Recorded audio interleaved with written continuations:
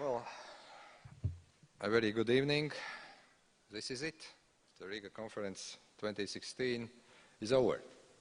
I think we have had 2 days of most interesting discussions, sometimes provocative, sometimes we had like-minded panels, but as I normally joke every time when I close the conference, and I think it's my 5th or 6th time, we came every time to sort the mess of the Europe and the world, and we leave it in a bigger mess, so that we can reconvene next year. Unfortunately, last year we were speaking about just a possibility that there could be or might be Brexit, and nobody believed. We were speaking about just that there might be a possibility that the Dutch people would reject EU-Ukraine Association Agreement. It happened. We were talking about many issues, and some of those actually have come true. We are living in a very complex environment, and right now I think that what we see is enormous challenge.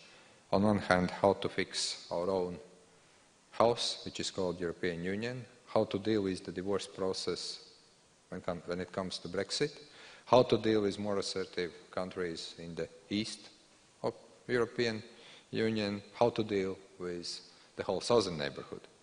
We are getting more and more questions on all of those, and we are going to debate those in think tanks, in conferences, in the councils, in governments, in the press, for some time. But I think that there are a couple of things that I want to leave. I think that we always want to have somebody, the leader, the most charismatic one, who comes and fixes everything. And unfortunately, we don't get those charismatic leaders. Or actually, we decide that that or another guy was charismatic when he's out of office. That's always when you judge after his successor. My take is that if we want really to fix Europe as the project, we, the decision-making people, those who are sitting in parliaments, in governments, those who are debating those issues, need to get rid of some arrogance. We sometimes speak about populist movements. We just criticize that this is a stupid idea to do that or another thing. But at the end of the day, I think that we are failing, first of all, to convince our own people. Jan Bremer once wrote a very good article when he said that we understand each other in such kind of rooms better than we understand each other when it comes to our own populations. That's the first trouble. This is not sometimes about populism. This is sometimes actually about getting to the people to understand what their concerns are. And that's where we are not good at. Second, I really don't believe we are going to have any revolutions by 60th anniversary of Rome Treaty.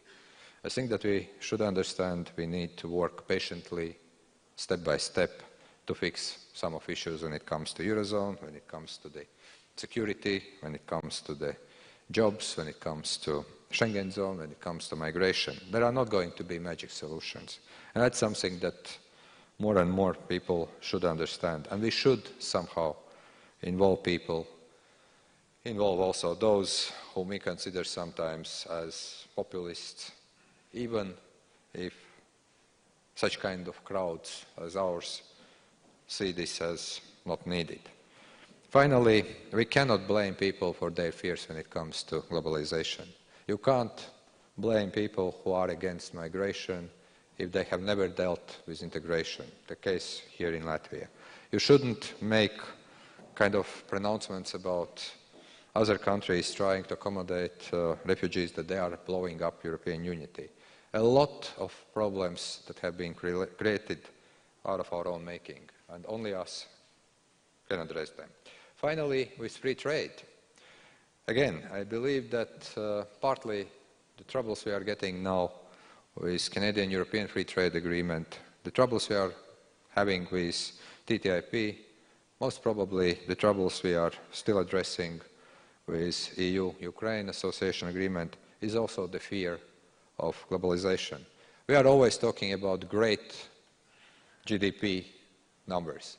But then if you go down to the villages or to the small towns, this is a big question about how those people who are supposed to be really happy with the growth, how they see the money coming in.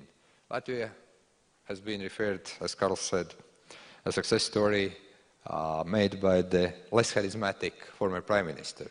He did a great job. And I think that we were a role model how to get out of this crisis. But still, we are struggling of trying to show people that actually also they are beneficiaries. So a lot really depends on us. I'm also very happy that actually this discussion was broadcasted live on Latvian TV website, that there have been broad coverage. That's exactly what we need. We have discussed also security. Believe me or not, but after Warsaw Summit, Russia and security is not making even 30% of my workload. It's the future of Europe, it's Brexit, it's our own issues that are related with economic growth, how we can assist to our entrepreneurs. But at the same time, at least when it comes to Warsaw Summit decisions, those have been right decisions, but again, we still need to implement them. So sometimes it's not about decisions and leadership, sometimes it's about nitty-gritty of implementation. And we have been here in the Baltics very thankful to Canada, United Kingdom, Germany for leading. We can sometimes say that those countries should do more, but actually those decisions have been courageous. And those decisions, and also those nations that are coming, they are real manifesto of transatlantic solidarity. What else can we expect? So from that point of view, yes, we are going to deal with very assertive Russia in the future. Yes, we are in a situation that is not called War II, but which is something new emerging. And that's something that I hope we will continue to contemplate, and we will be looking for right responses. But first thing what we have to address, it's us, and then them.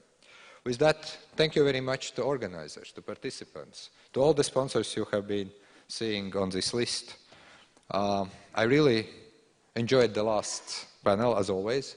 Especially gratifying is to see former president and former foreign minister now trashing everything.